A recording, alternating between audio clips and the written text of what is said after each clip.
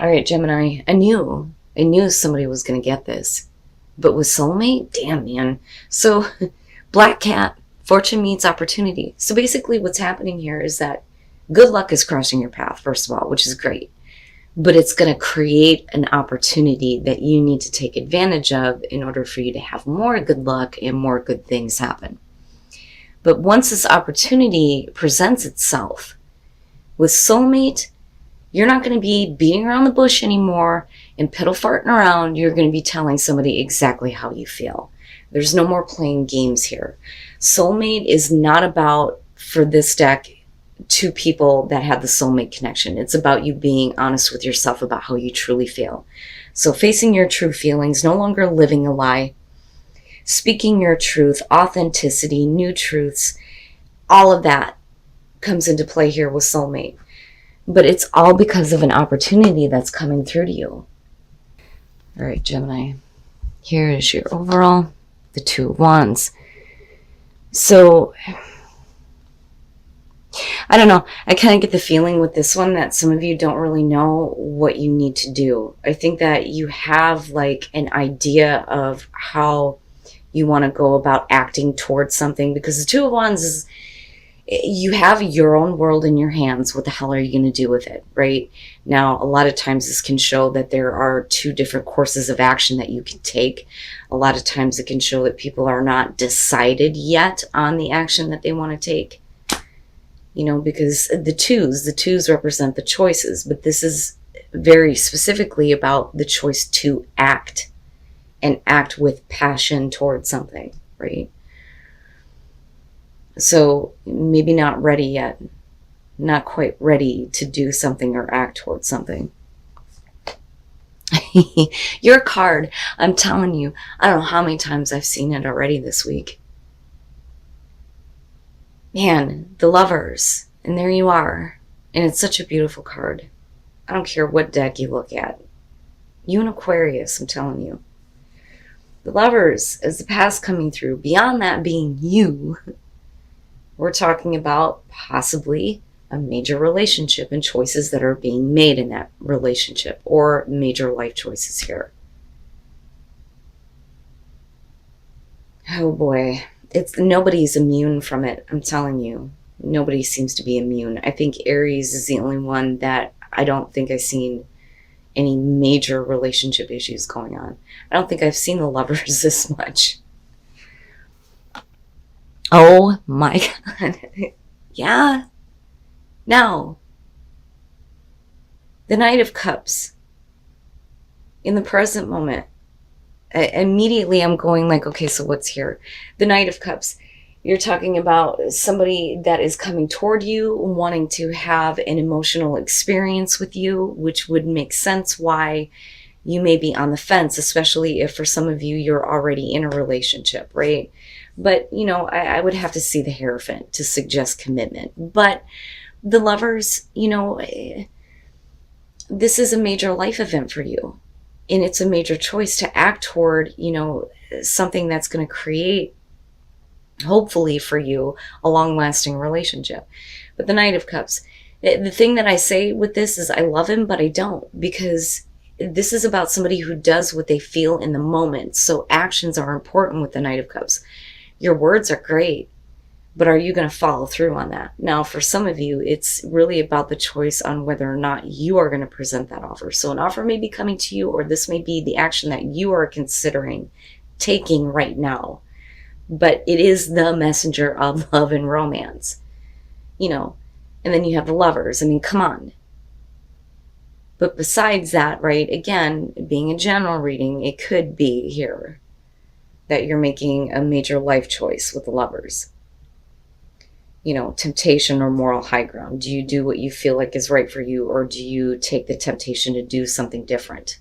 You know, and I think that that's kind of where you're at here with the Two of Wands. But that Knight of Cups, again, it is a good offer for sure, but follow through. I need to see follow through. Oh my, what the fuck? Gemini. Wow. Future conditions, the Two of Cups. Yeah, come on now. You know, I think that for a lot of you, this is going to be about love. It's going to be about a relationship. It's going to be about either you or somebody else that is wanting to have a connection with you. When you get to the Two of Cups, this is about getting to an understanding. Besides the soulmate here, right? But you guys know how I feel about that. Anybody can be your soulmate. We're all connected. But this is big. This is really big. Now, this could be about a past relationship that may be coming back through. It may have been like a significant event for you. And now the offer is being presented again. And with the Two of Cups, it looks really good. But you're not really ready to act on it, I don't think. Wow, man. I'm telling you. Your best path to follow the Hierophant. Now, the Hierophant in this situation, if you're needing to make sure that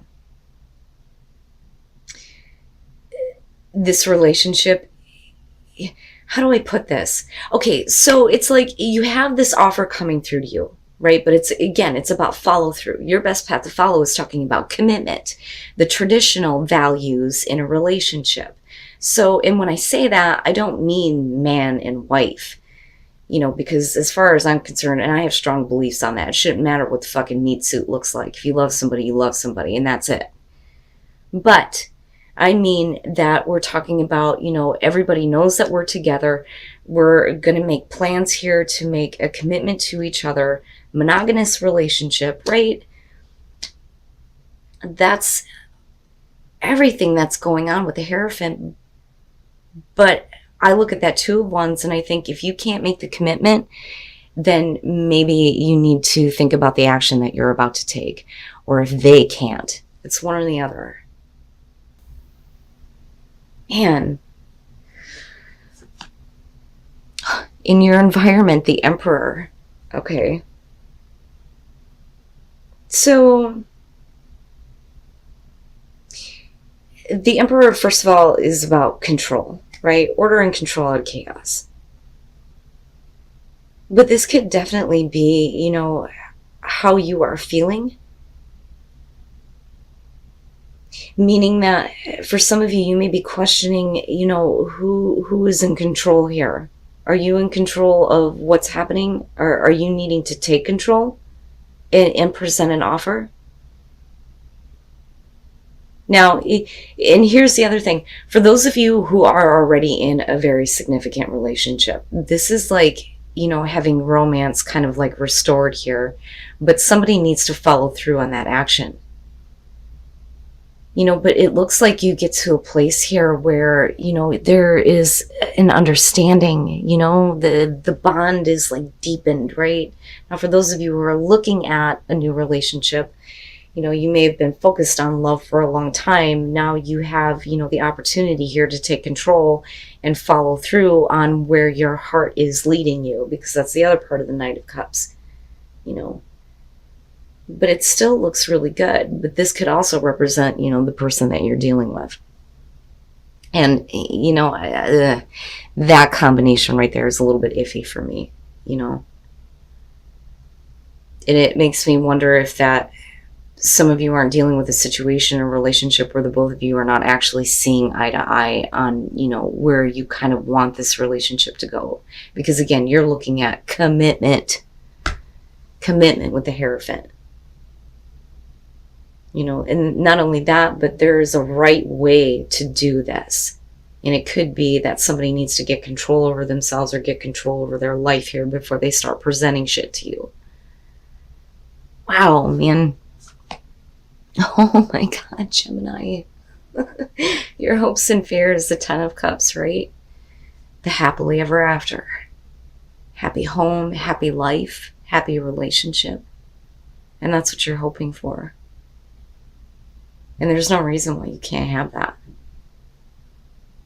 For some of you, it's just strengthening the happiness that you already have. Maybe some of you are just making plans for the future here with the Two of Wands. But I don't know. I still get the feeling here, especially with the Hierophant, that it's like,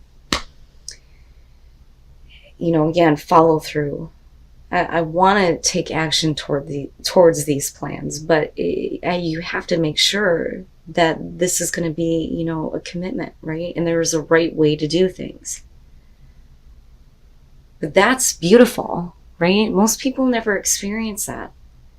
And then you have people who take it for granted. They have those moments, but they're so fleeting. So when you say happily ever after, a lot of people go, yeah, right. Things can be all rainbows, butterflies, and unicorns and bullshit, okay? It can happen. It can happen. But it really depends on who's taking the action here with that Knight of Cups. Who is in control? And who needs to take control? Oh my God, Gemini, I'm telling you, I had a feeling. I had a feeling with all the fucked up readings that I've been seeing this week about relationships and about love. Looking at your oracle cards, I think that for a lot of you, this retrograde is not going to be as bad. It actually looks really good. The Ace of Wands, the boner card, right? And it's a new beginning, whether you're in an existing relationship or whether this is a new one coming through. But clearly love has been on your mind. And like I said, this could be a significant relationship from your past that's coming back through. But, like I said, I still question this combo right here. All right, let's start with the Ten of Wands. I've been talking about this one a lot lately. When you look at this card, traditionally, there's a destination. But if you keep putting it off, when this happens or when I get there, you're always putting it in the future. It's never in the now. You got to drop that bullshit. Now, for some of you, it may be like this really significant relationship, but there's a lot of baggage. There's a lot of things that are like weighing on you. For some of you, it's just, I need to confess and communicate, and get it all out there. The problem is with the Five of Coins, you're talking about, being rejected, So with the Two of Wands now being the overall, it would make sense why some of you are like hesitant about taking action. Not really sure. You can't make the choice yet. It's not the Two of Swords, so you're not ignoring anything. You definitely want to take action. But I wonder if some of you aren't, especially if you're the one that is the Knight of Cups here and you need to speak up and say something, because you don't want to feel rejection. You don't want to have loss. Right now, for some of you, the baggage is going to have to do with the fact that you may have been rejected, but the thing is you're still leading to the Two of Cups. But the problem is that Ace of Wands is great and all, but with the Four of Cups, it's not everything. It's not everything. And then I go back to the Hierophant and I understand now why that's there. If you're wanting a commitment and you're wanting long-term happiness here, don't just take something based on, a passion and a drive that you have in the moment. Because again, the Knight of Cups is doing what he feels in that moment. Thoughts, feelings, and actions can change at any fucking time. So what I worry about here is we're still needing to see eye to eye with the Two of Cups. I mean, everything looks great on the surface.